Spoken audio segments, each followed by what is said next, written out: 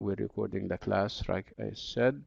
This is EL112, and this is Dr. Sameh Abdel Galil, and this is theme 5. Like I said the other day, we're, yesterday specifically, we finished off theme 4, and today and tomorrow and the day after are going to be all about theme 5. Like I said earlier, we're not likely to finish theme 5 today. This week. We still have like a number of weeks ahead. So hopefully we can finish theme 5, and then we can go over the previous themes, and in terms of revision, and if you guys will have questions and everything, inshallah. Yes, inshallah. We normally record them for you to access from the LMS. Hopefully you can find them on the LMS, inshallah. Let me start the class. Okay, and like I said, this is, let me minimize the, I said minimize, not close, but let me see how I can do that. It's a bit of, I wouldn't say that it is tricky, but somehow, yeah, let me share this with you. Okay. Okay. So again, welcome to today's class, theme 5, and the title of theme 5, as you may have noticed, is customs, origins and effects. And under customs, origins and effects, you'll have the following subtopics. We're going to talk about cultural diversity, and we're going to unpack the phrase or the term, and then we're going to make the transition to specific customs. We're going to be addressing wedding customs in certain cultures. One of the ideas would be about the price of happiness. This is going to be more or less like an article that we're going to read together, and we're going to conclude the theme with talk and discussions of and about cultural change. Cultural change is what we are ending the theme with. Let's hop right into the theme. Okay, so what we have, I'm hopeful that you guys have the book handy with you. If you're at home, the likelihood that you have the book is very high. I would like you to have the book so that you can follow along. Okay, so this is obviously the listening part of the theme, and it has this heading or subheading, cultural diversity.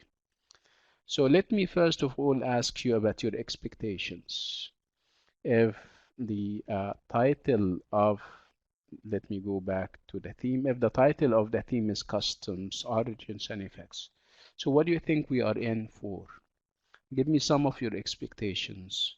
What do you think the theme will be about, given the title and the ideas under the title? Muhammad Al-Omari is saying it can be about history. Yeah, there is a bit of history to it. Muhammad, you're correct.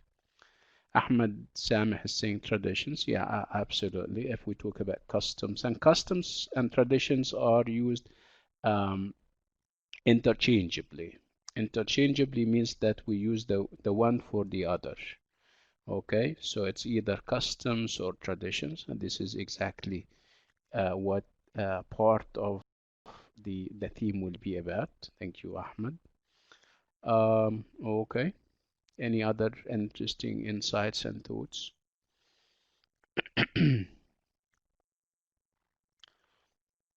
Habits, yeah, it's a variation on customs and traditions, exactly. Okay, good, interesting. So, very relatable, right? It's a very interesting topic, right? Yeah, Muhammad Al-Omari is saying that part of the discussion may be about our ways of life, right? I mean, and obviously, our ways of life differ if we belong to different cultures, and this is what we are in for, inshallah. Okay, so let's unpack the phrase cultural diversity. Whatever that means, I mean, this word or this phrase, I'm sorry, is very trendy nowadays. All and everyone is talking about cultural diversity, whatever they mean by that. Any idea what cultural diversity is and how it takes place, and if we have any examples of cultural diversity in any of the countries that we know? Okay. So Ahmad Sameh is saying that cultural diversity is about varieties, which is, yeah, correct. Yeah, but perhaps we need some elaboration on that, Ahmad. Whatever, uh, I mean, if you can give us like examples. And Hamad Al-Omari is saying, uh, I'm sorry, I am in EL112. Yeah, you don't have to be sorry for that because we are all in EL112, yeah, Ahmed. I'm not sure I understand you. Heba is saying hi. Yeah, hi Heba. Heba Muhammad Andil. Okay, let's go back to cultural diversity. So if we try to unpack a term is obviously made up of two or perhaps more words. So cultural and diverse, which of them is more accessible to you? Which of them is easier to understand? Is it cultural or diversity? Which of them you know? Which of, yes. Okay. So I'm talking. Yeah, we're beyond this element. Yeah, Ahmed. Well, I'm trying to unpack the term, and I'm trying to teach you how to unpack a term. Unpacking means how to define it. So you normally start with the word that you know. If it's made up of two words, you start with what you know, and then make the transition to what you don't know. What you know can help you a great deal, obviously. So it's cultural diversity. So the word cultural is more common, obviously. So cultural, when we talk about culture, so culture means, a group or a set of traditions and customs that people go by in their life, daily life, if you like. The way we dress, the way we sometimes speak, if we belong to different regions in the same country, the way we cook. Yeah, cooking is also part of of of the culture, and obviously different cultures have different food um, kinds and types. So this is cultural. Diversity. Obviously, the word cultural here is an adjective. So cultural here describes and qualifies something else. So an adjective, of course, describes or qualifies a noun. So diversity is a noun. And if you think of diversity in terms of its different derivatives, I mean, if it's a noun and it has perhaps an adjective, it has a verb, uh, all of these can help you identify the meaning of the word. So diverse, if you're not familiar with diversity, perhaps you have heard the word diverse. Perhaps you have heard the word diversify. Okay. So which of them is known to you? So you have diversity, diverse, and diversify. All of them are variations on the same idea, but we're looking at the one that is accessible to you. So still we're trying to define the word. So from diversity, you have diverse and you have diversify. So what is diverse? Diverse diverse. But yeah, when I say, for example, that the Arab Open University, yeah, excellent. Ahmed Sameh is saying, yeah, the di diverse is an adjective which means which gives the associations of difference, right? So it's difference more or less here, Sumaya. So diverse here means different, right? Yeah, okay, good. And what is diversify? When I say you need to diversify your style, when you write something, uh, in writing, people need to diversify their style. Diversify means that you shouldn't be using, if you have to write sentences, they shouldn't be all uh, long, or they shouldn't be all short. You need to diversify your style. So again, with let's go to the original word, which is diversity. So diversity here means varieties and differences. So culture, let's put them together. So cultural diversity means that you have cultural differences, right? What do I mean by cultural differences?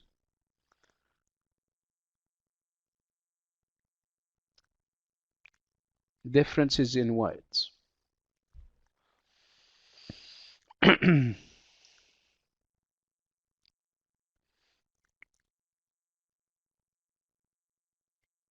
Different, yeah, difference in habits and customs, whether those habits are eating habits, living habits, lifestyle habits, right? Okay, so obviously, when we talk about cultural diversity, we don't talk about the world. We normally talk about certain countries where we have this cultural diversity, where you have different cultural attitudes. Why would we have in the same country, why would we have different cultural attitudes? Why do you think we would have cultural diversity in a country? Is it because this country is, um, wait, I need to have your take on that. Perhaps I should give you examples of countries and you guys tell me whether those countries have cultural diversity or not. Let's talk, for example, about Canada. Have you ever been to Canada? If you have gone to Canada, please type 1. Type 1 if you have ever been to Canada or if you're from Canada. Okay, type. So what is interesting about Canada, or Canada rather, would be that it is a culturally diverse society or a culturally diverse country, which means we have cultural differences. My question is why? Why do we have cultural diversity in Canada? Yeah, Ahmed Sameh is saying it has many nationalities. Yes. The fact that it is a country of immigrants, people who migrate from their countries and go and live in Canada, right? So that's why we have different cultures. We have different traditions within the same country, Canada. Okay, so what do you think? A different, yeah, absolutely. So Maya is saying they have different religions. Yes, they have different political attitudes. They have different cultures in the sense that you would have people from the Middle East, people from India, people from the Far East. They all live together in Canada, and this is uh, what we call coexistence. Live and let live. Okay, so this is good or bad? having cultural diversity in a given country, would you consider that good or bad? Good. So where else can we have cultural diversity? Do we have cultural diversity in Russia, for example? Does Russia have cultural diversity? No, I don't believe so, like Ahmad is saying. Yeah, they don't have that. How about China? What do you think? Is it a culturally diverse society, China? No, I don't believe so. Yeah, correct. Ahmad is saying no. Yes. Let's talk about America, the United States. Do you think they have cultural diversity? Absolutely. Yes, that's correct. So you're getting a handle on the meaning of cultural diversity, I hope, right? Okay. What do you think? Those who live in Saudi Arabia, we live in Saudi Arabia. And I happen to be from Egypt, for example, and some of us are from Jordan, and some of us are from Pakistan, and all those beautiful countries. Do you think that Saudi Arabia has cultural diversity? Absolutely.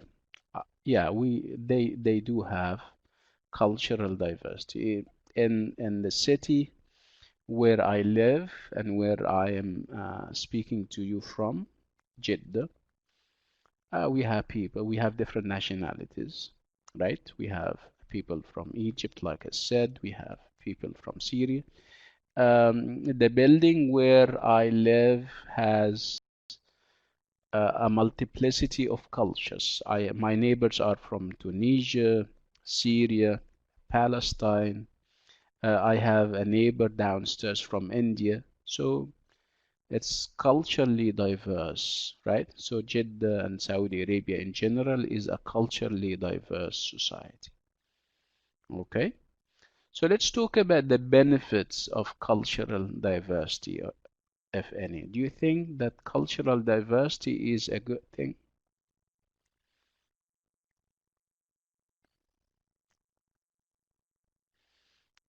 Absolutely. Okay. So why? What do you think cultural diversity brings? What are the benefits and the pluses of cultural diversity?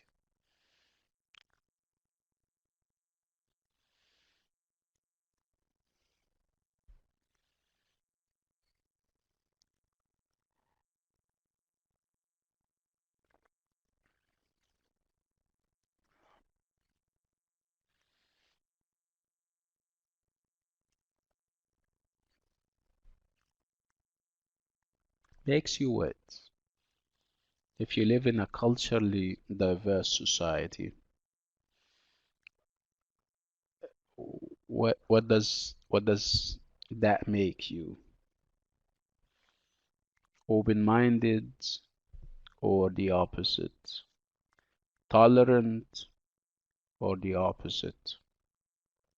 More accepting and more accommodating of people or the opposite? Yeah, I know. I mean, would you, yeah, it's the idea that you're going to embrace and welcome those different beliefs. You're going to be more tolerant of the attitudes of others. You're going to be more understanding of why they act the way they do if there is something, right? So it's about tolerance, fellow feeling, sympathy, um, accommodating the attitudes of others. So it's all good news, obviously, right? Good.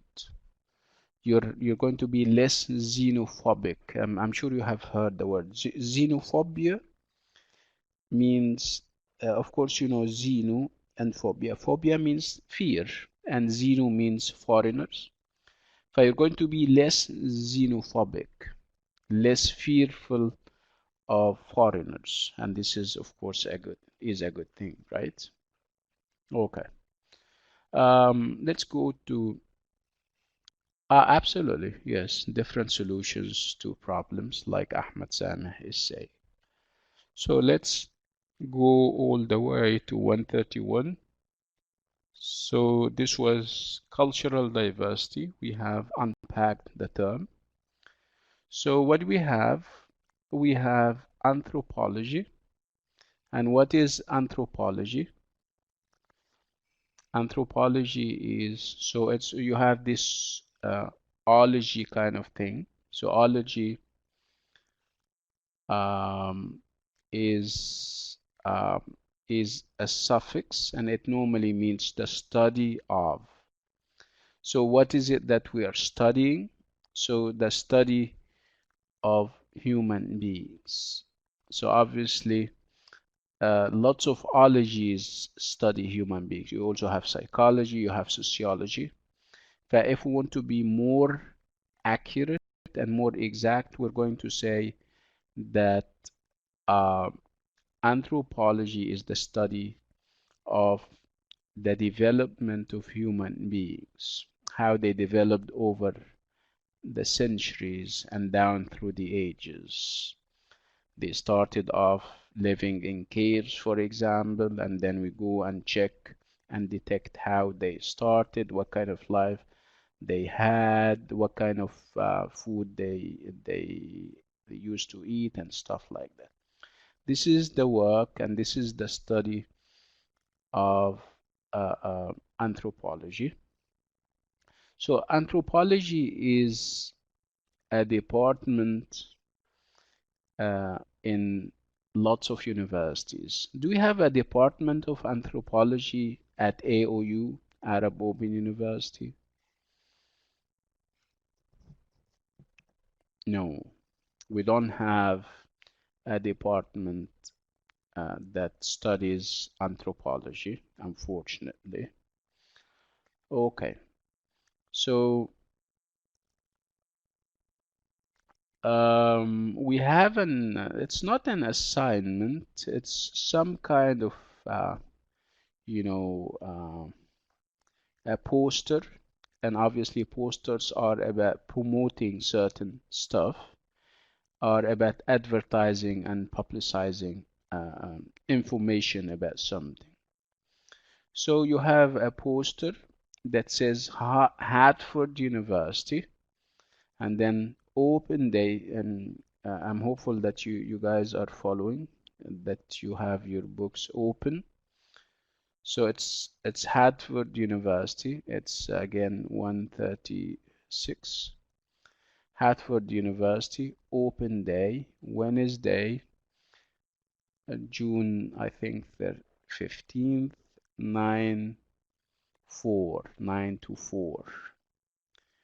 Okay, so this is again is a poster that you're likely to see on the walls of a university, right? So what's an open day? What's an open day, everyone?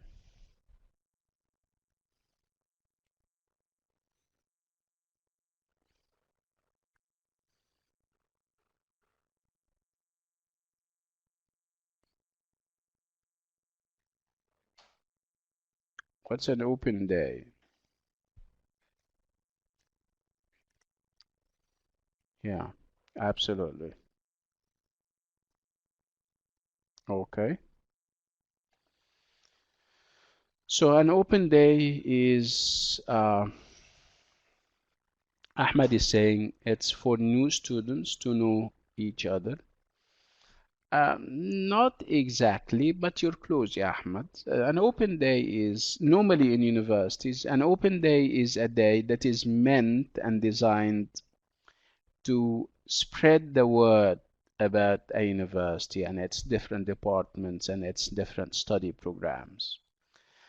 They are normally meant to either address potential students. Potential means that they haven't registered yet. They are making up their minds about what university to join. So you kind of hold an open day and you ask them to come and see what your university is all about in terms of you know, the programs that you're offering, the degrees that you're offering.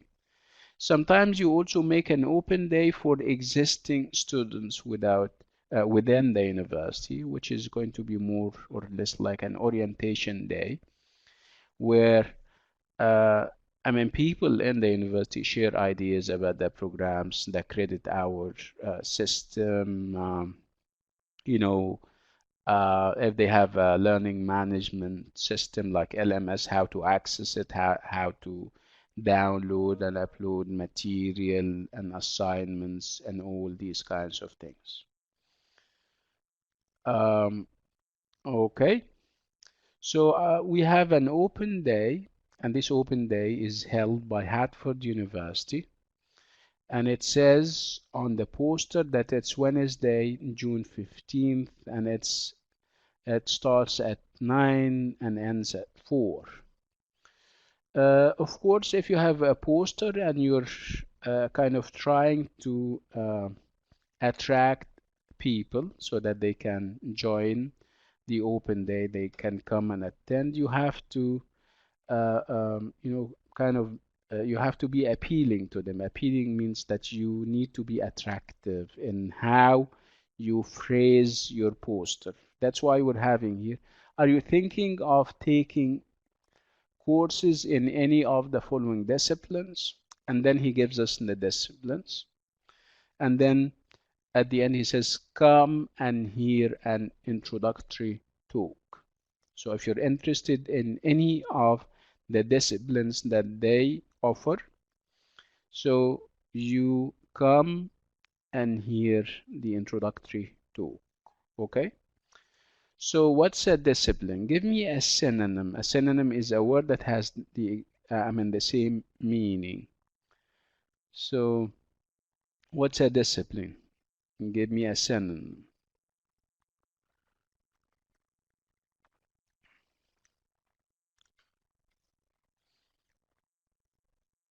No, not at all. No,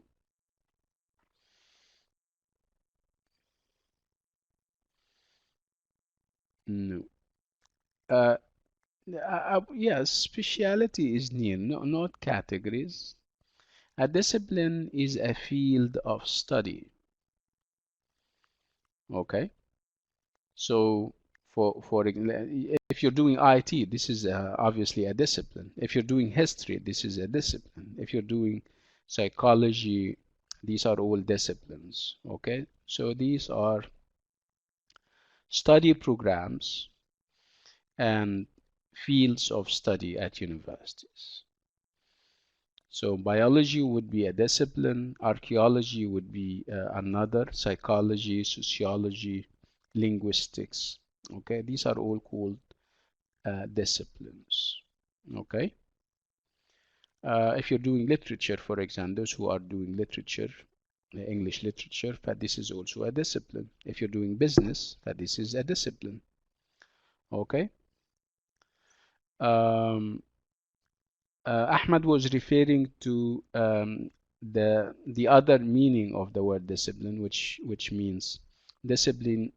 Discipline means a system that you have to follow, and if you don't follow it, you get disciplined, and you get disciplined by being penalized or punished.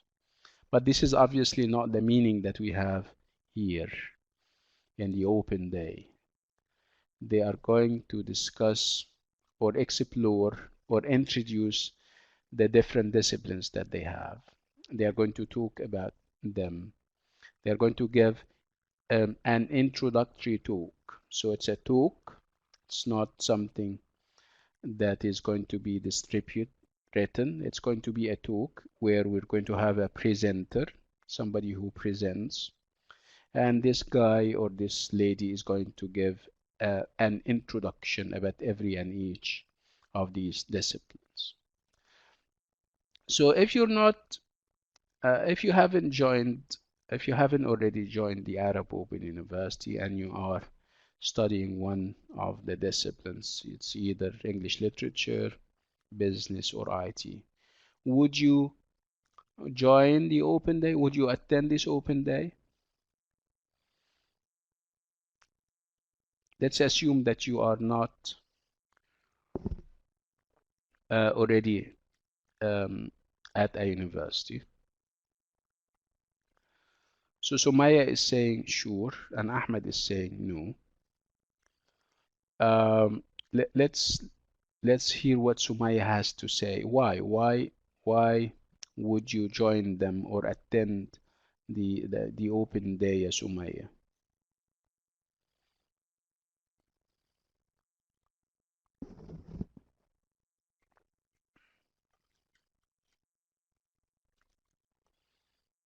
Yeah, Sumaya wants to know more about these different disciplines. Yeah, okay, very legitimate.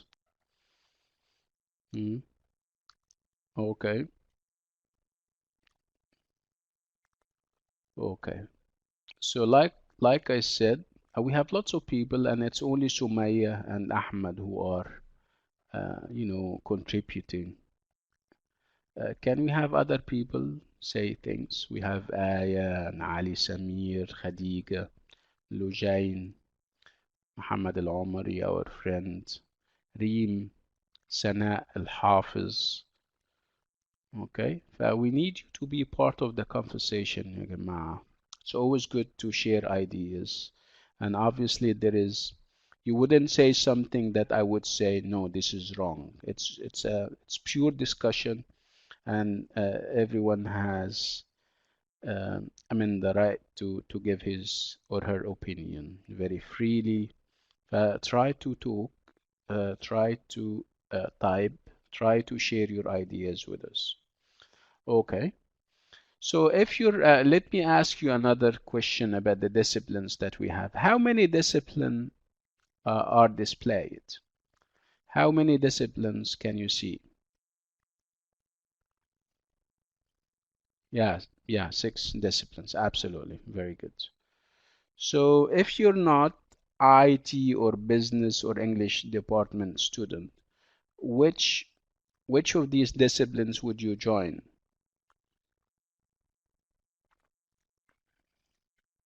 I'm saying if you're not a member of our university studying IT, English literature, or business, would you consider any of these disciplines? Reem is saying no. Why not, يا جماعة? Okay. So, okay. Okay. So it seems that you guys are all agreed on this no kind of thing. You're happy with the discipline that you are doing right now, which is fine. Sumaya is saying, yeah, she might be interested in biology. Ahmed Sameh is saying they are not scientific enough. Yeah, it's interesting. Okay. طيب. So what do we have? Study the illustrations on the opposite page. And we spoke about illustrations um, over and over again. So an illustration is a non-text. Spoke about text, and we said whatever you can read, if it's a letter, word, phrase, sentence, paragraph, essay, book, these are all called text. And you have non-text. And non-text is, figures and graphs and pictures and illustrations, right? These are all called non-text, and they have different names. If you have pictures, these are called pictures or graphs or illustrations. So how many illustration can you see on 137? How many illustrations can you see? 9. Yeah, we're all agreed that they are what? Yeah, they are 9. Okay. Okay. What do they have in common, if any? What do they have in common means what do they share? What is common among them, if any?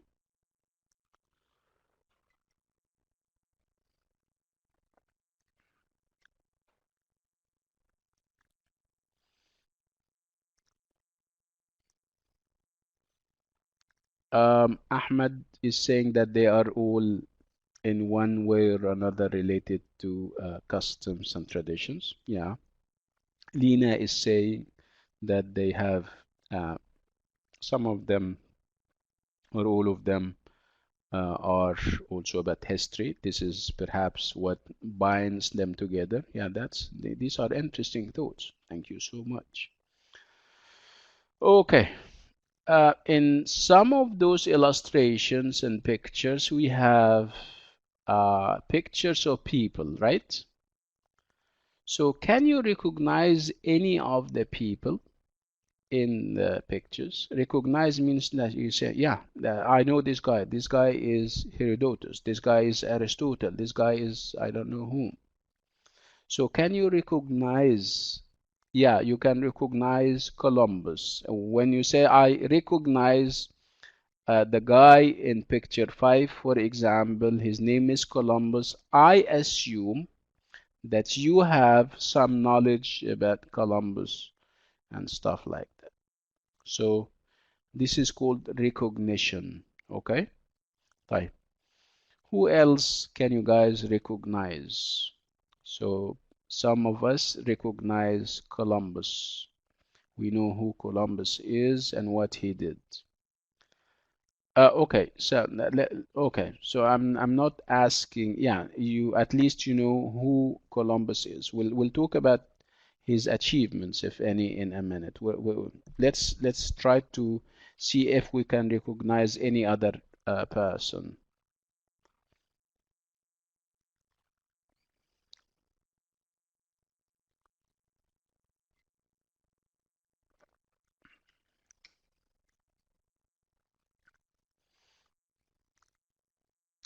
Um, yeah, we have one of the pictures is a picture of Native Americans. Yeah, this is not recognition, but it's true. Yes. Recognition means that you say, this is Ali, this is Columbus, this is I don't know whom. Okay? Okay, interesting. Okay, good. Okay, so we have a picture of Marco Polo. Any idea who Marco Polo is?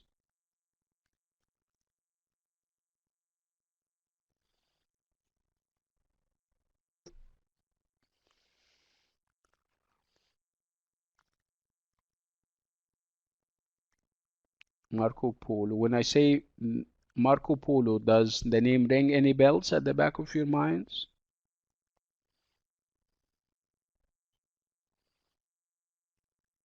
If you don't know, it's fine. It's fine.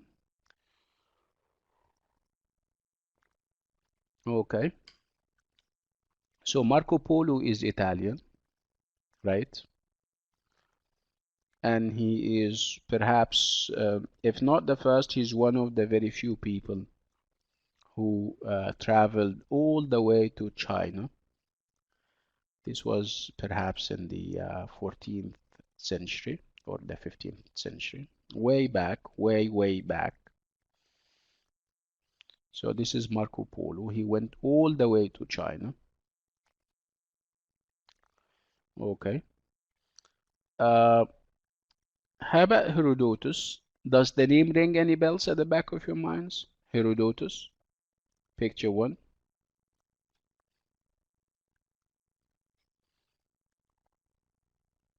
Herodotus or Herodotus. I'm not sure if I'm pronouncing it with the right stress. Obviously, this is ancient Greek. Excuse my ancient Greek.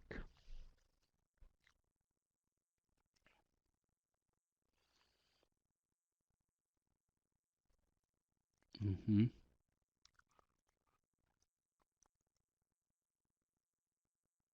Yeah, absolutely. Ahmad Sameh is saying he's a historian. Yes, he is an ancient Greek historian. He kind of recorded, and by recorded means he has written about the history of the ancient world, spoke about ancient Greece, and he also spoke about Egypt before and during his time. We're talking about BC, before Christ. We're talking about the time when, I mean, history was not actually written. So he was the very few recorders of history way back. Okay, good. Okay, let me let me share with you a trick when it comes to pictures and how to also study and check pictures.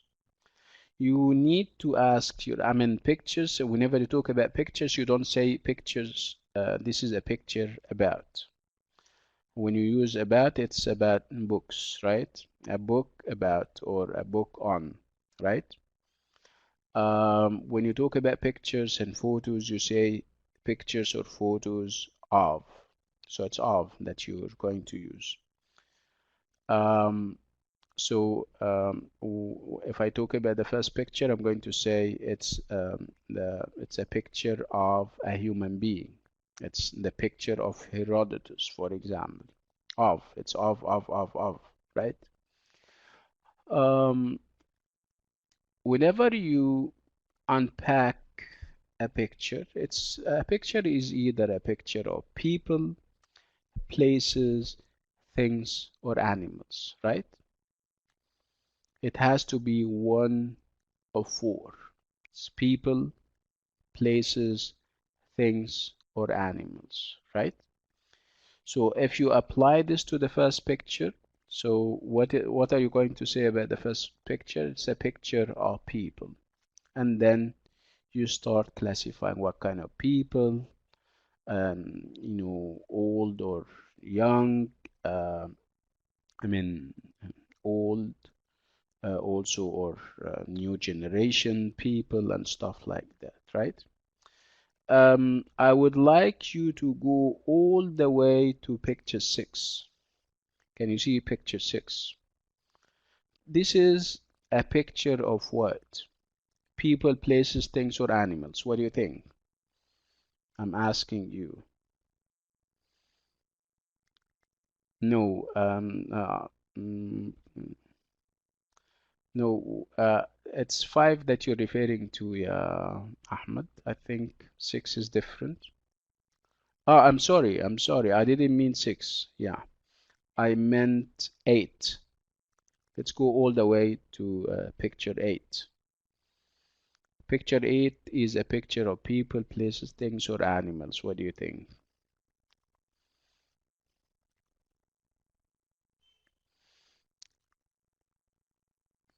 People. Okay. And it's also a picture of people and places, right? Where are we?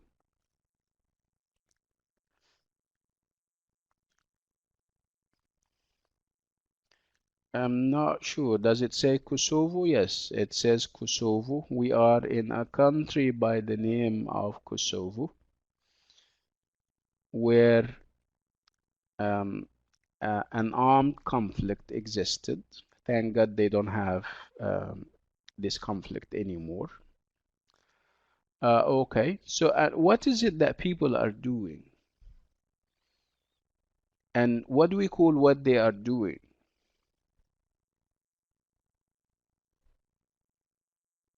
Okay, so this is more of like a war. This is what Sumaya is saying, obviously. Okay, but I don't see a war. I have some. There is. It's something smaller than a war. Yeah, it's. Sumaya is saying that it is a muzahara. And what do we call a muzahara in Arabic? In English, I'm sorry. Um, I mean, they are demonstrating. This is called a demonstration.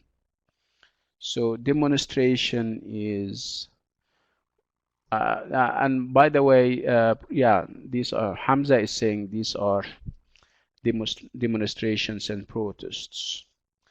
And they don't have to be violent, by the way. You can simply have, you can write something back home, and if you're not happy about something, you can always raise it up, and that would be, sometimes it gets nasty and it turns, you know, bad by having people taking up arms.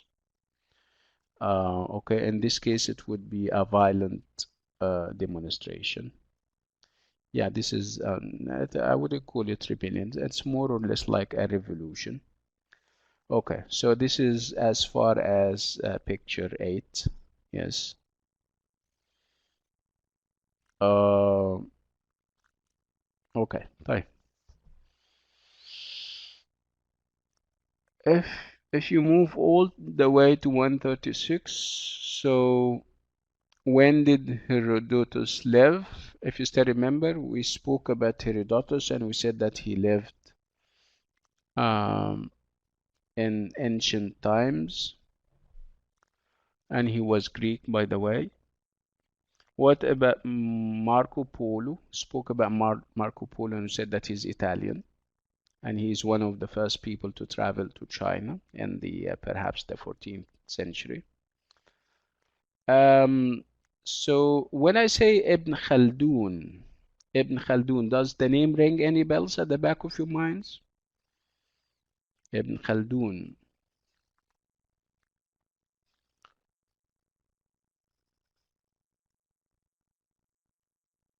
Hmm.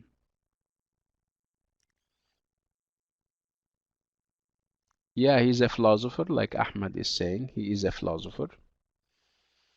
And a philosopher is someone who studies the universe. He normally asks the big questions. Philosophy is not about our daily needs. It's not about how to put food on the table. It's not about um, migrating to what do they call it, this new internet generation that we're having, G5 is, I don't know. Yeah, and yeah, the bottom line would be that philosophers, when they study stuff, they study the bigger plan. They don't talk about daily stuff, and this is perhaps one of the reasons why people misunderstand them and people accuse them of being theoretical, not practical enough. Anyway, Ibn Khaldun was a philosopher among other things. He was also a historian, he was a social reformer, and he was a sociologist, one of the very, perhaps the first sociologist ever. Yeah, of course. Yeah, he was a writer, of course. Any idea where he is from, Ibn Khaldun? No, he wasn't Egyptian, though he lived a substantial part of his life in Egypt. Yeah, he was from Tunisia. Yes, he was from Tunisia, and then at one point he would leave Tunisia behind and go live in Egypt until he dies. He is very prolific in terms of what he prolific. If I said that a writer is prolific, I mean that he writes a lot. And Ibn Khaldun happens to be one of those prolific writers. And he is also, like I said, is an amazing um, sociologist. I mean, he knows about people and how they behave, and he is normally able to establish logical connections and relationships between things.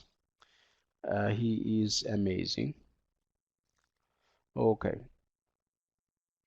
so where did Columbus sail from?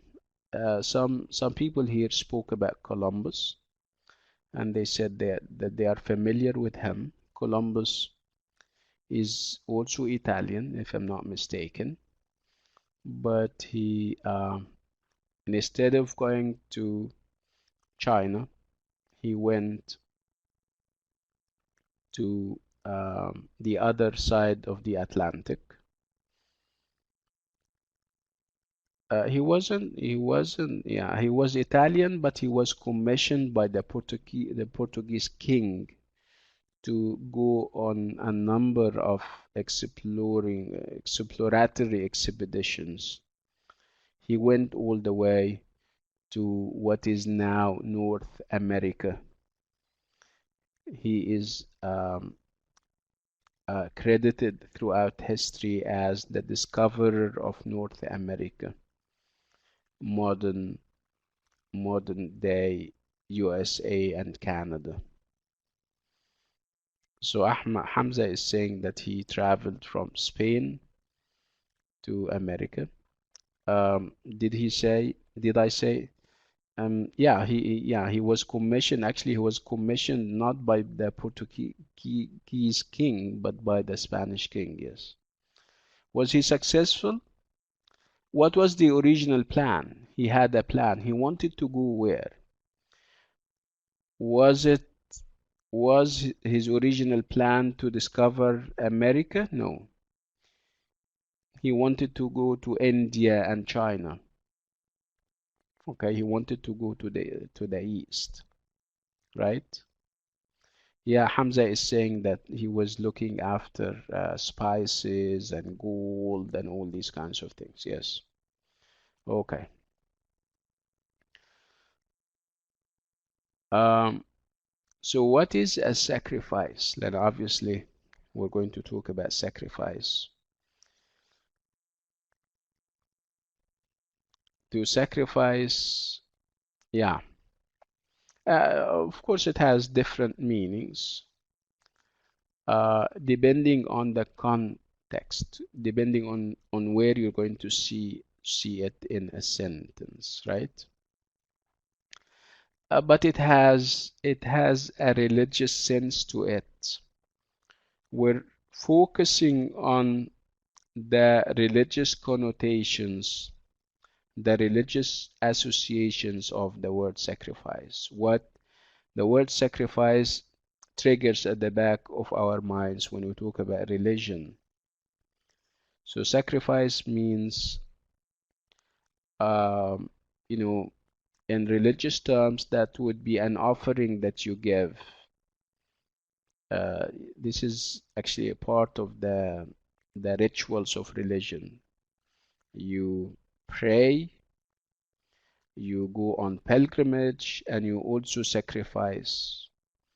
And you slaughter lambs, and perhaps cows as an offering, as a sacrifice.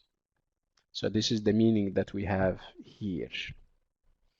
And of course, sacrifice, the other meaning, the second common meaning of the word sacrifice would mean that you put the interests of other, in front of you. I mean, you try to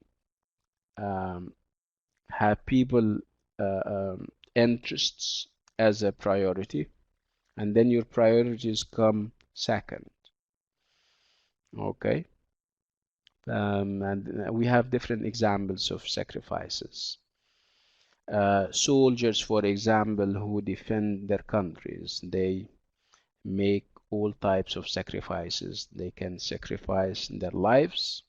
Sometimes they sacrifice their limbs, right? We also talk about the sacrifices that parents make for their kids. Yeah, now like Ahmad Sameh is saying that doctors are now the big sacrificers because it's a time of pandemic where it's easy to contract the virus. It's very easy. So if you have doctors who are still in hospitals and clinics and they are helping people out, that this is a big sacrifice that the world will never forget for them. God bless them all. Okay, so who are Native or the Native Americans? Yeah, and who are الهنود الحمر? Sumaya is saying الهنود الحمر. So Sumaya, can you keep your Arabic to a minimum? So who are the Native Americans? So Americans that are native. So let me yeah, perhaps make it easier to. Is it so? Native Americans are the Americans that we see now on TV and that we deal with. Is Donald Trump a Native American, for example? No. Yeah, absolutely not. So Native Americans are the original owners of the country. I mean, I'm talking about Canada and I'm talking about the United States. Okay, they look different as you can see.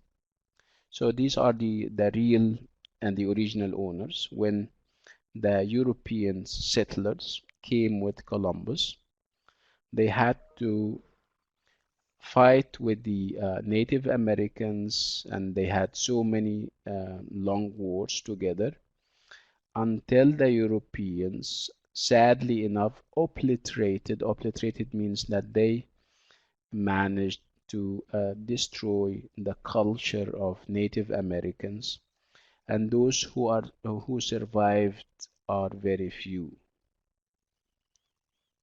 Yeah, it is there. Can't you see the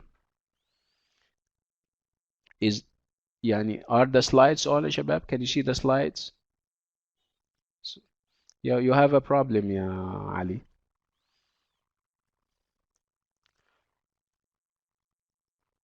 Okay, so let's move on. So what's a conflict? Okay, so go out and come back. Perhaps you will see them when you come back, inshallah. Then it's on and everybody can see them, obviously. Okay, so what's a conflict?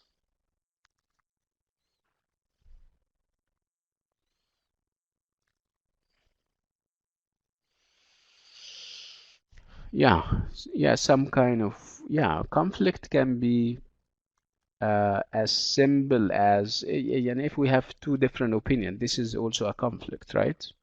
Yeah, and conflicts are about problems.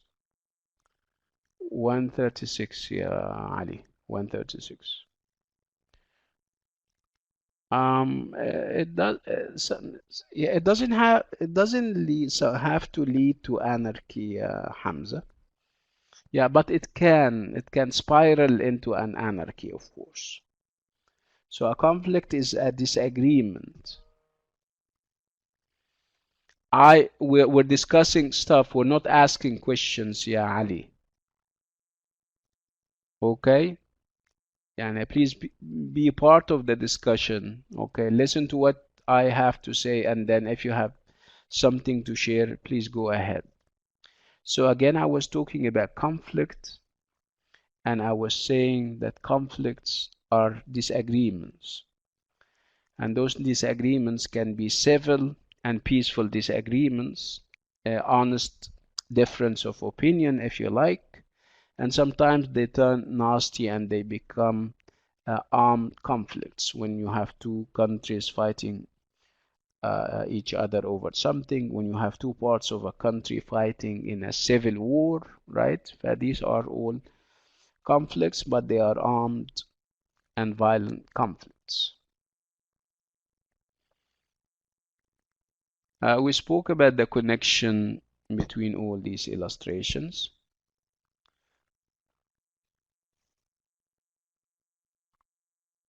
No, no, this is an English class, yeah, Arabi, yeah, Ali, and your EL112. You need to learn to speak English.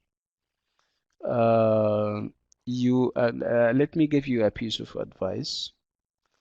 Attend with me if you like, and you can also attend with other teachers. We have lots of teachers, and they teach across the hour. In order to develop your English, you need to perhaps attend with me and attend with other people. Okay, yeah, yeah, okay, no problem. Attend with them, no problem. No problem. You can attend with them if you like. We're open to all and everyone.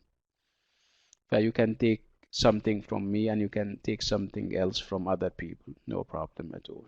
Okay? Anyway, let's go back to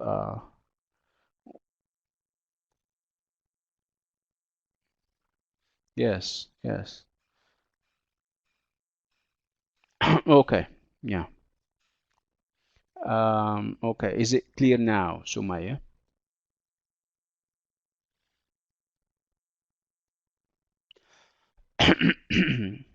Perhaps I need to drink some water. Excuse me.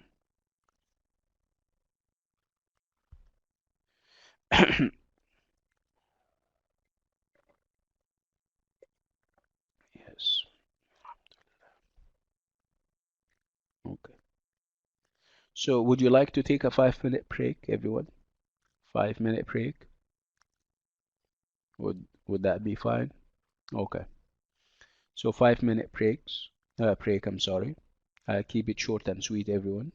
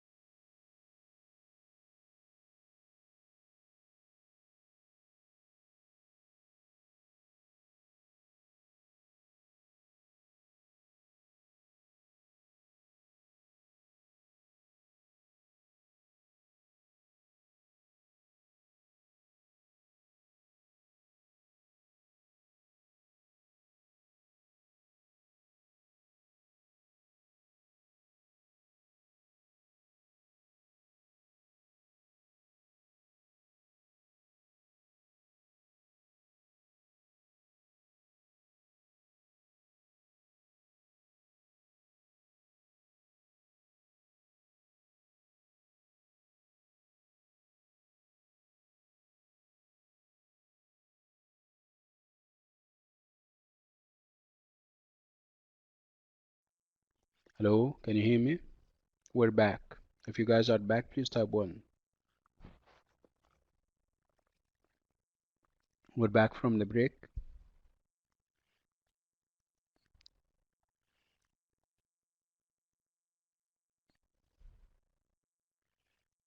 Okay. Ahmed Sameh is back. And Hamza.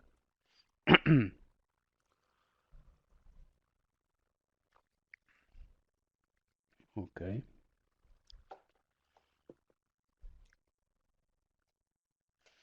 So as you can see, this is a very interesting theme, right? It's very relatable. If it's going to be about customs and traditions, it's very relatable, right? We're part of any culture, we're part of any set of customs, right? Okay, good. Okay, so what I want you to do now is I would like you to go to the vocabulary box on 130, 136, where we have a number of vocab items. I would like you to go through them and see if you need any help with any of them. You have words like accept, admire, anthropology, ape, acknowledge, archaeological, attitude, branch, conflict, discipline, ignorance, integrate, multicultural, and prehistoric. So, ape. I need a synonym for the word ape, if you can help me with that. Let's just give me a synonym for ape. Ape can be a noun and it can be a verb. Let's focus on the noun. What's an ape?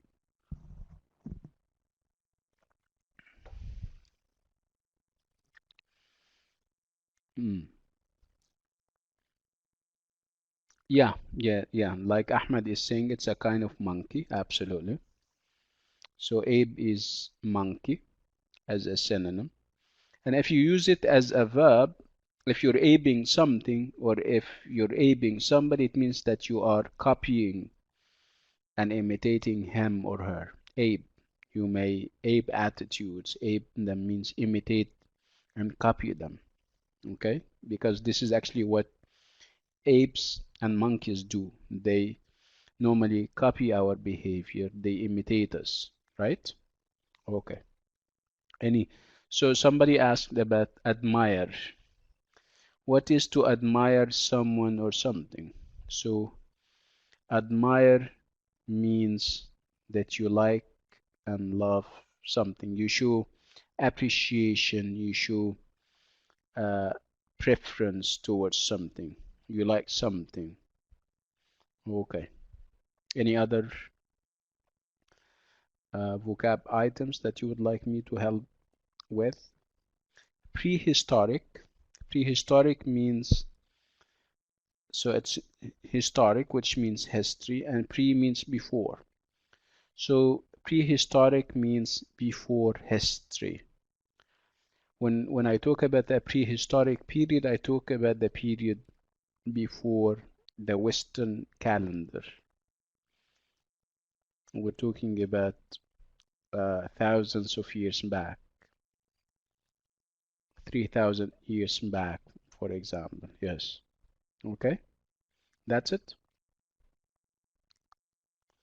When I say multicultural, it means it has many cultures. When I say that Canada is a multicultural society, for example, where you have different cultures. Okay, good. So let's move.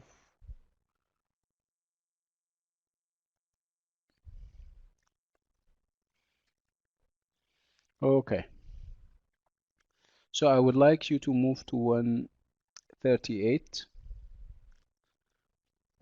Okay. Heba is saying that she cannot hear me properly. Hello, can you hear me now? Is it loud and clear now? Yeah, okay, good. Okay, good. طيب.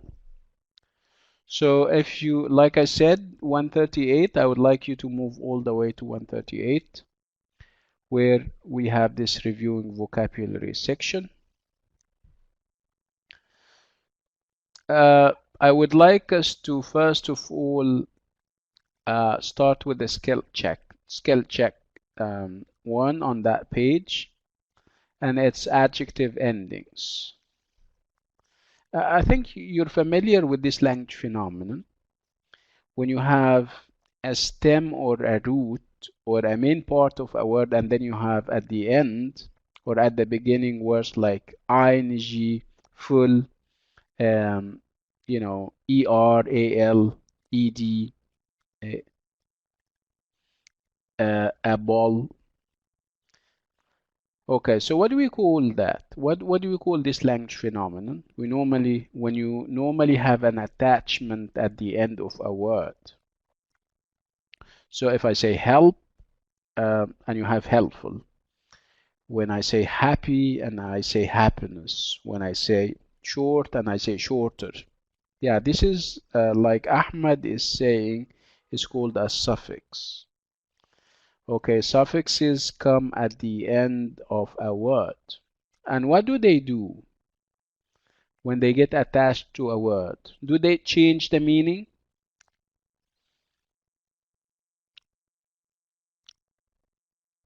Yeah, they do change the meaning. They actually work on a number of levels.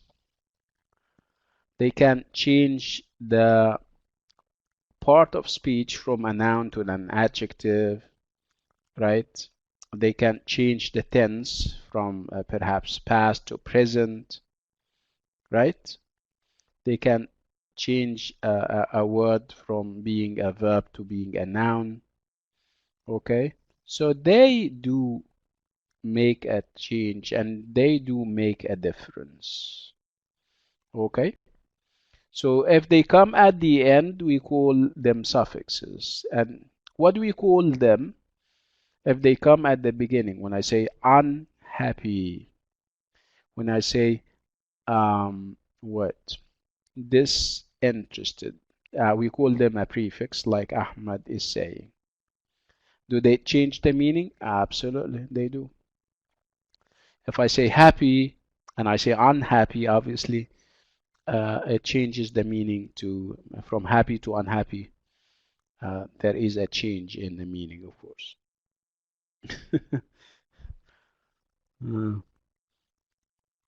Khadija is saying اتكلم عربي شوية. Do you think I should speak Arabic? يا جماعة, I'm asking everyone.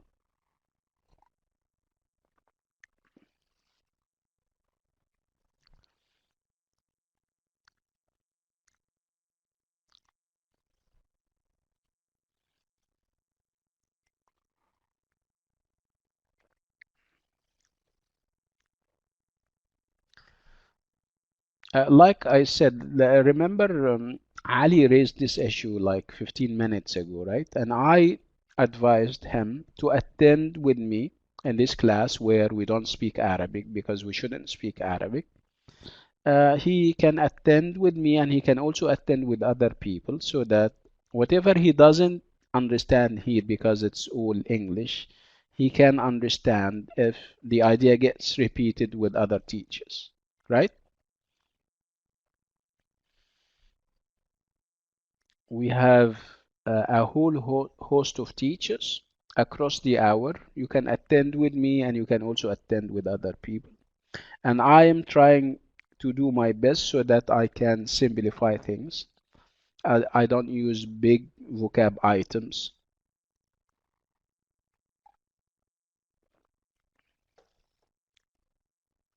We'll ask them to kind of revise and go over the material again.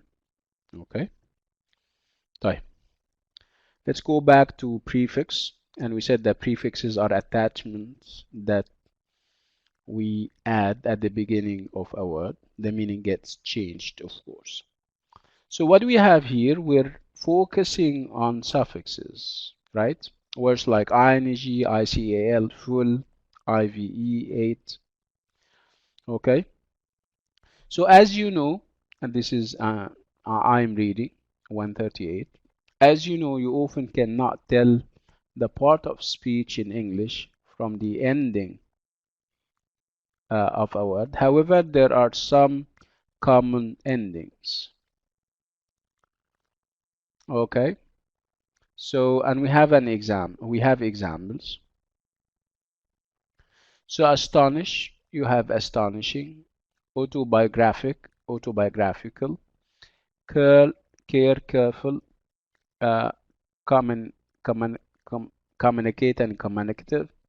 Considerate, cubic, enormous, hopeful or hopeless, impossible, normal, reliable, and stressed.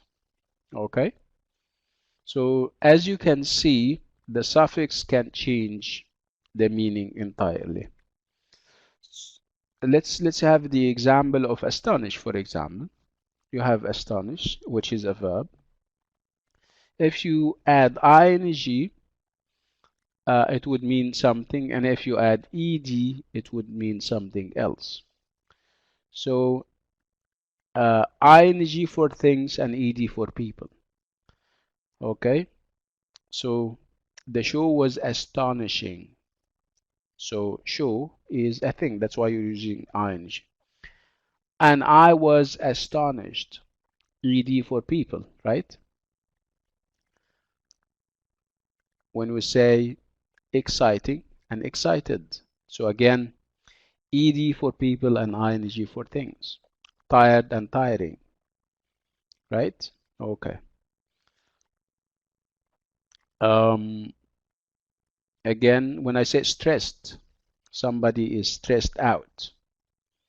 So stressed out means that you don't feel okay. You're nervous about something. You feel psychologically burdened by something.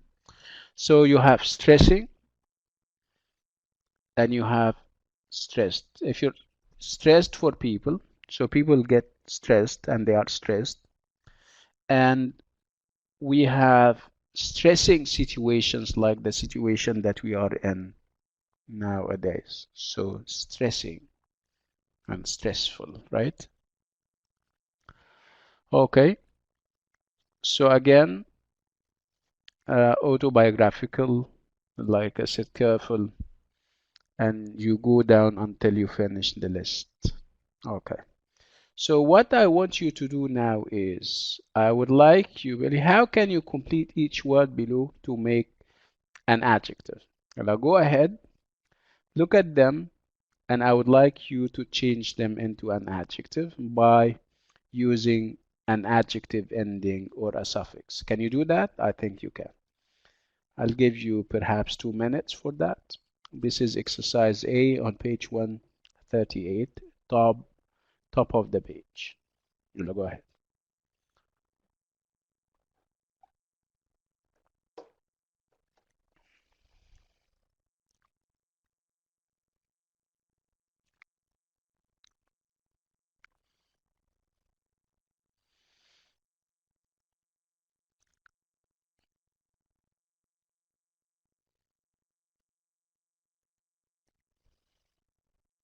Let me know when you finish, huh?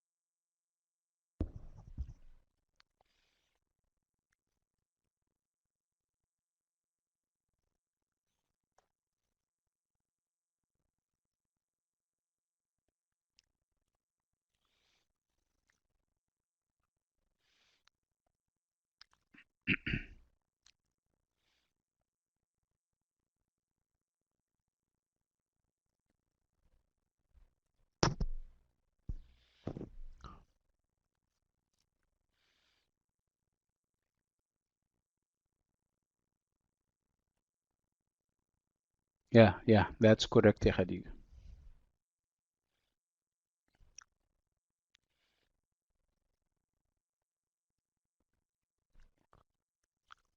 10, ya Said. The class started at 10.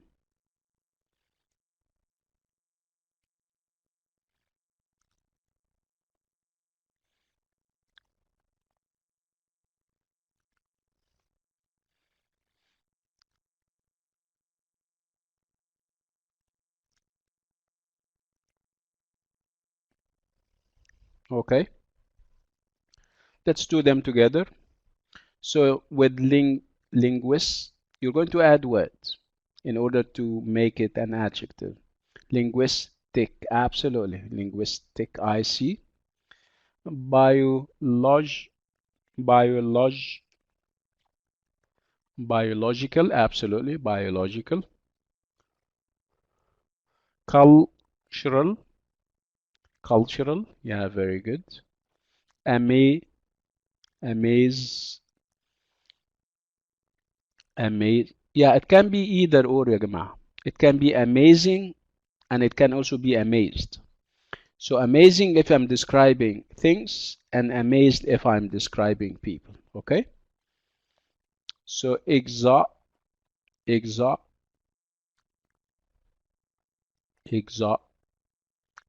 yes, I see. Exotic, absolutely.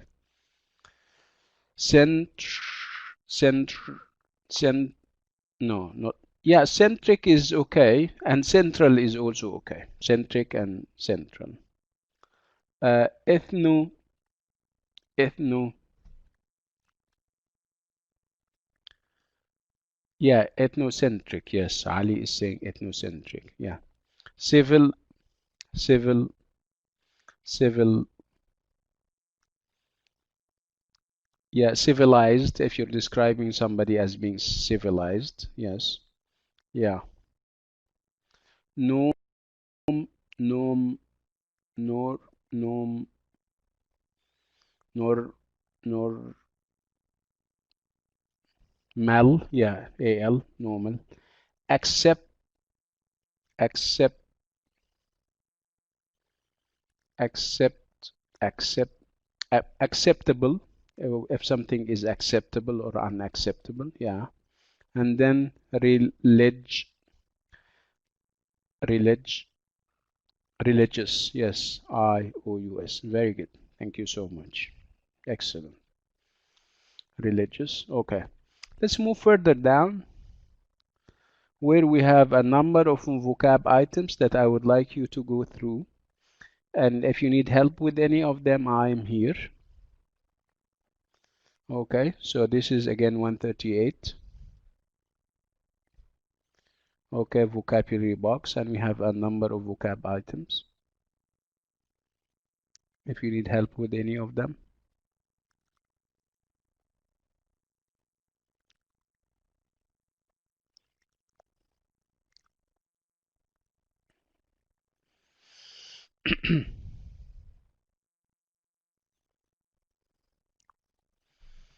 Yeah.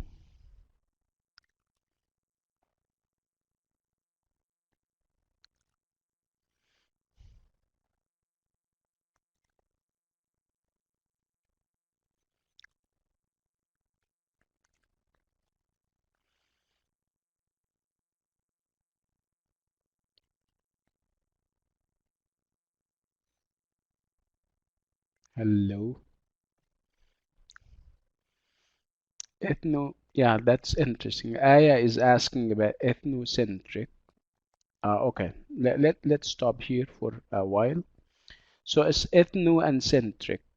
Okay, which of them you know? Yeah, Aya. Do you know ethno or centric? So obviously centric from the word center. Okay, so centric here means the center. Okay, so ethno means race. What's race? Race means, you know, we have the Arab race, we have the African race, we have the Chinese race. These are all called races, right? So ethnocentric means it's studies where the center is race. They study people based on the race. whether they are Arab, Chinese, African, white Americans. Okay, this is called ethnocentric studies where the race is the center. Okay, any other words?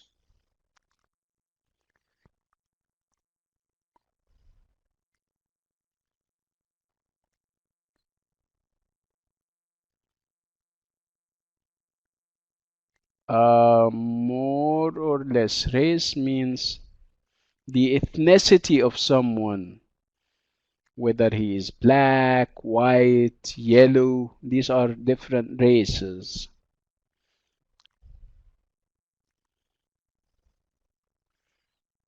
Okay, is that clear, everyone? Any other words that you're not too familiar with before we move? Okay, good. Let's move on.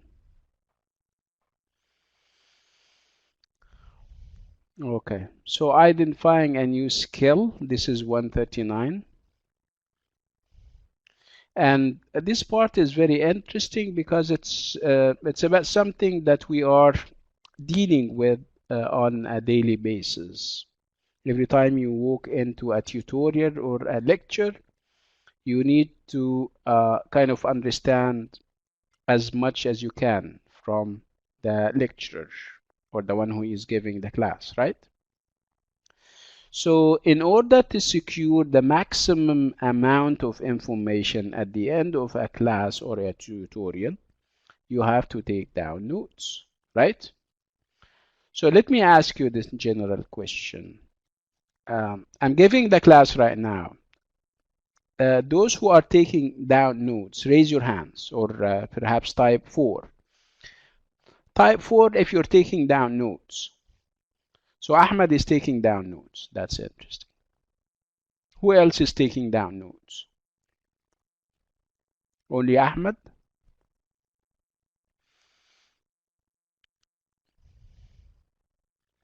Are you sure you're not taking down notes? None. Only Ahmed, right? Ahmed, let's ask Ahmed how he takes down notes. Do you write everything we say? Is it possible, Aslan, to take down everything?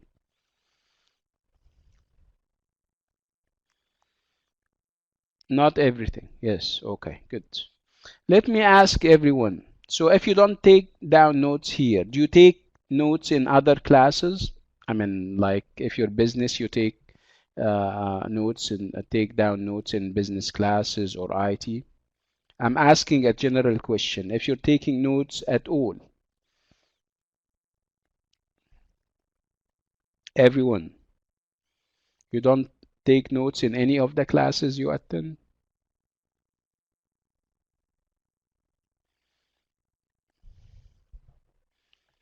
We're not judging. I'm not saying that so that you yani you don't have anything to fear if you're not taking down notes. Don't take it this way. I'm just asking you because your answer is going to lead us to something else. So I'm building my argument on what you say. So let's go back to Ahmed. Ahmed Sameh is taking down notes as we speak. So let's talk about the notes that you take. Let's talk about your style, your note-taking style. So what is your note-taking style? I'll give you options or choices, and you tell me which one you are using. Do you write words? I mean, full sentences? Do you write short sentences? Do you do you draw up a table? Do you draw up tables?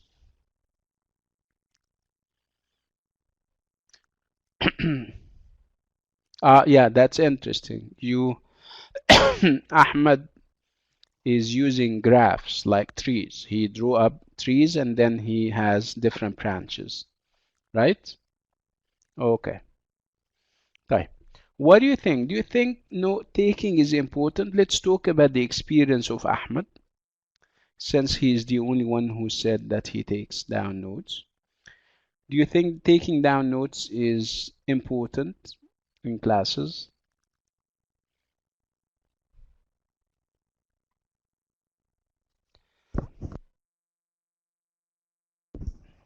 Yes.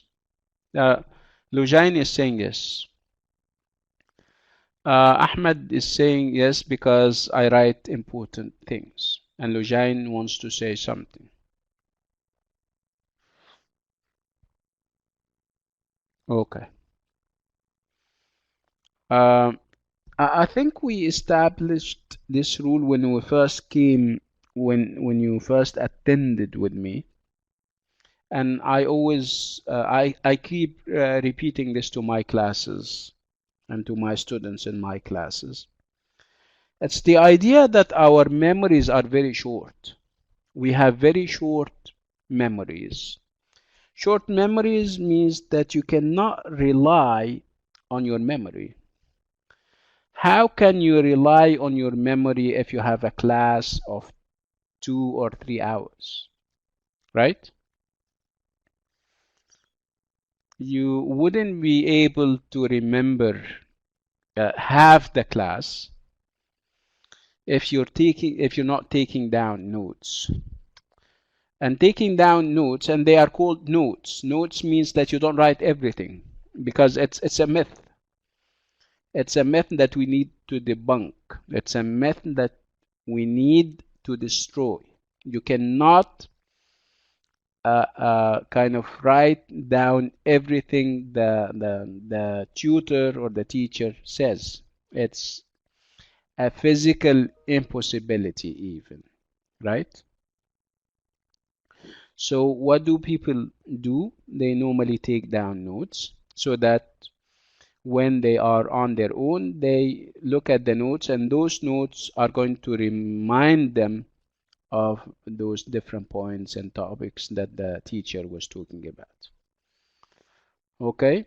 And to make life easy for the note taker, people started to come up with different strategies as how they can take down notes. You don't have to write, like I said, you don't have to write. There is something called shorthand. I'm not sure if you're familiar with this style. Shorthand means that you write short sentences, you write um, keywords, okay? You use your own style of writing the sentence. You can have only a verb and then an object, or perhaps a subject and then a verb, and then you understand the rest. Okay? So this is called shorthand. You don't write everything. Another way would be to use graphs.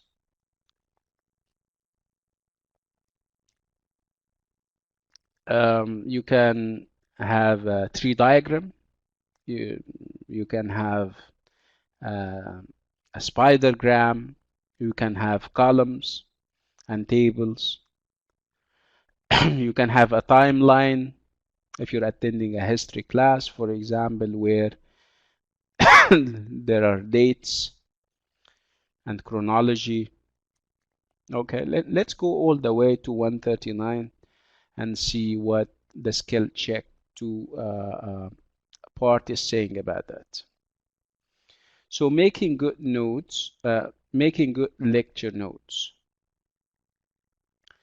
So this is again 139, everyone. So you have learned several ways to make lecture notes. Choose the best form of notes for each type of information. Okay. So again, this is very important. Depending on what kind of ideas are presented, you're going to choose the right note type. What are the different note types that we have?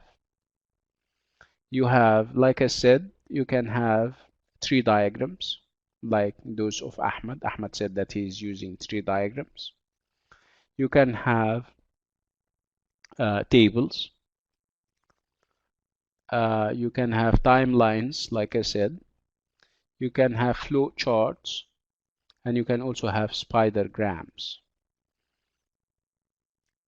So these are different note-taking styles that you may this is, of course, together with shorthand. Shorthand means that you write sentences, but those sentences are short.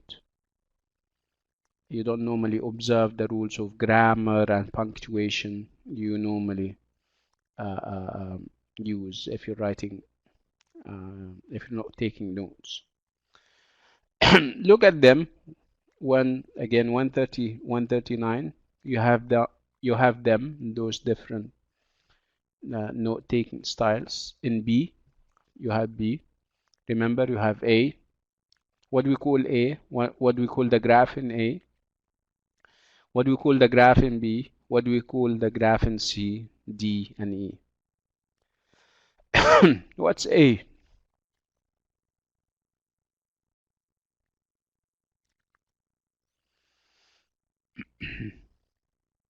Okay, Ahmed is saying that A is spidergram, where you have the spider and the web of the spider, and then it has different, yes.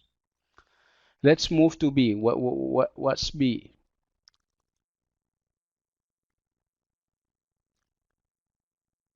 Flow chart. Okay, flow chart. How about C? C. What do we have in C?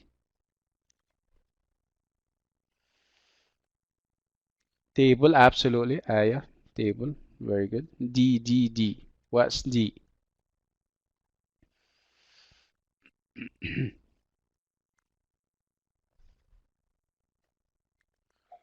Yeah, timeline. Yeah, very good, Lojain. How about E? E.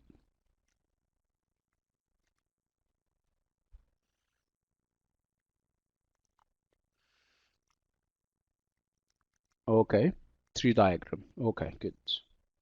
Okay, that's interesting. Very good. So if you're going to start using, let me ask you this question.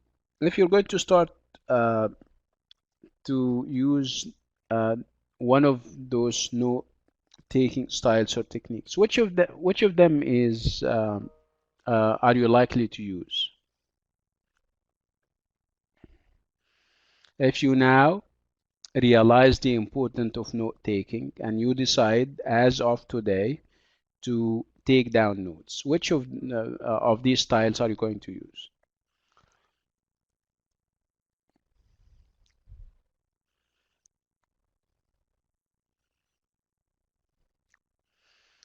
Ahmed is saying tree or flow chart.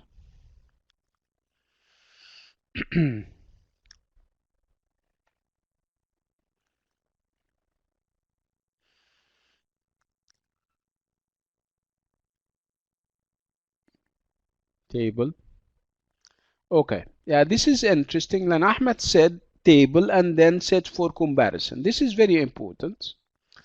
Uh, Within the same class or lecture, you can use more than one style, depending on what? Depending on whether you are recording information that is being classified. If your tutor or teacher is classifying stuff, putting things in groups, you're going to use a certain style. If your tutor is making comparisons, you're going to use another style. If your tutor is giving chronology, is giving dates, and is moving from one point in history to another, but this is going to be a different type. Okay, so let's look at them. Let's look at the type of information and the style that you should use with it. So this is 138. I'm sorry, 139. Skill check 2. So if you're classifying, if your tutor is classifying, which means that he is putting I mean, data into groups based on how similar they are. In this case, you're going to use tree diagrams. If your tutor is making comparisons, you're going to use tables. If your tutor or teacher is using sequence, is giving us historical dates and then years and stuff, you're going to use timeline. If your tutor is giving steps or stages in a process, in this case, you're going to use a flow chart. If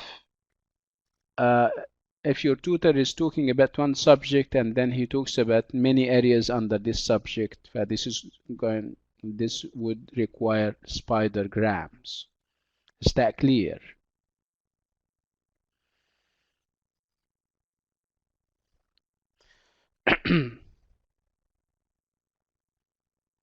Okay, good.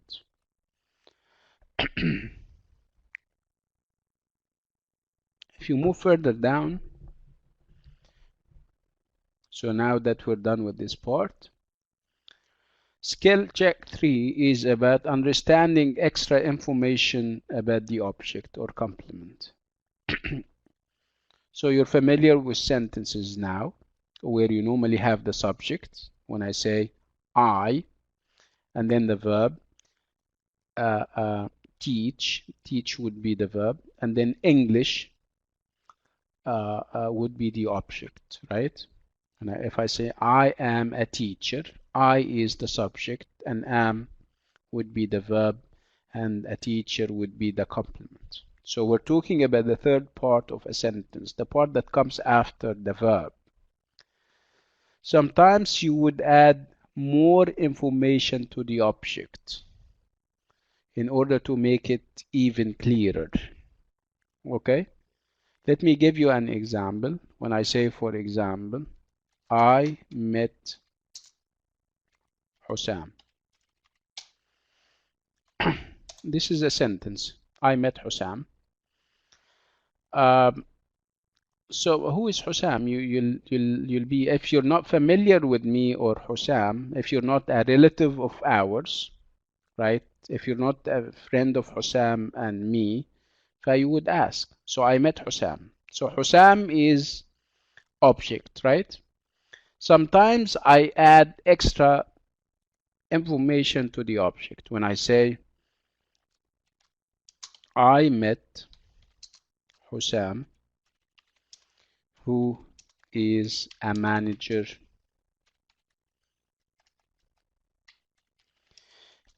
in our company. So do you know Hussam now? So if you make a comparison between the first and the second sentence, the second sentence is clearer, right? Because what did I do in the second sentence? I added extra information to the object being Hussam. Okay? So you add more information, sometimes needed information, to the object by using relative clauses. What's a relative clause? It's a sentence that we attach to the object, and this sentence is introduced by a relative pronoun. What are the relative pronouns that we have? You have who, where, when, whom, which, right? Let me give you an example.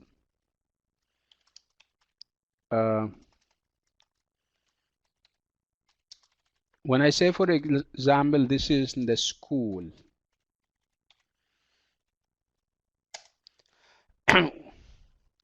What do you understand from this? This is the school. What would be the immediate question that you're going to ask?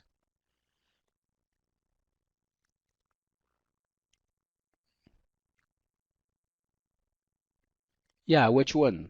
Right? Yeah. So you're full of questions, right? If you're full of questions, this is not a good thing. So in order for us to answer your questions without you having to ask them, we normally say, this is the school where I graduated from. This is the school, let me write it correct. How about this sentence? This is the school where I graduated from. Is it now clear? I mean, this sentence, if you compare it to this is the school.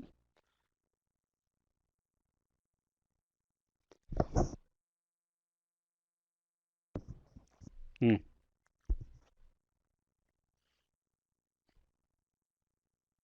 What do you think? And what did we do? We added a relative clause, a relative sentence that starts with the relative pronoun. The relative pronoun here is where. Okay, so the relative pronoun here is where. Is that clear? Hello. Am I making sense so far? Okay. So do you have any questions so far?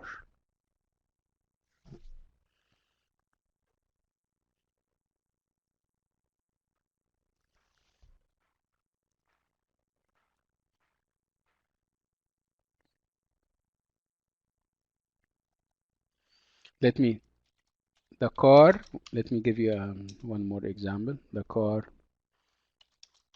I bought, the car I bought last week.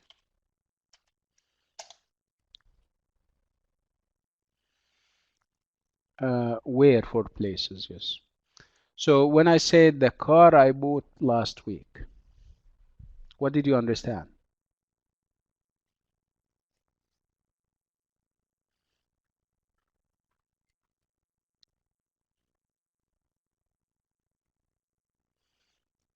Not much, right?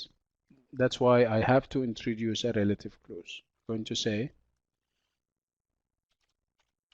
the car I bought last week, the car which I bought last week broke down. Yeah, compare this sentence to the previous one. Does it make more sense now? Does the sentence make more sense?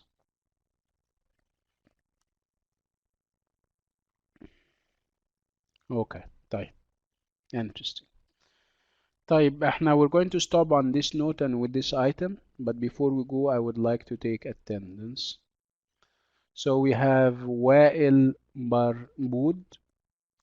We have a guy with a number, that's why we're not going to take his attendance. He has to tell us uh, what his name is, as the guy who ends with 190. We have Ahmad Sameh. We have Ali Samir, Aya Mustafa Zahran, or Zahra, I'm sorry, Hamza Ramil, Heba Muhammad Andil, Khadija, I don't know Khadija what, Lujain Al Abbasi, Muhammad Omari, and Reem. Okay, but like I said, we're going to stop here with this item and on this note, and I'll see you tomorrow. We have a class tomorrow and the day after. Tomorrow and the day after, or the class starts at 2 p.m. Yeah, Saeed Al Amoudi. Okay, Saeed. Okay. Do you have any questions before we leave? Again, I'm hopeful that you have all submitted quiz 2. Okay, if you haven't, yeah, 2 to 4, yes. Uh, I'm going to go on. I'm going to complete it. No. Okay. So again, Quest 2 is or was or has been on the LMS for quite some time. We have extended the deadline. If you haven't submitted the quiz, please do so as soon as you can. And then the deadline expires tomorrow, inshallah. Um, thank you so much, and I'll see you, inshallah, tomorrow and the day after. Assalamu alaikum, everyone.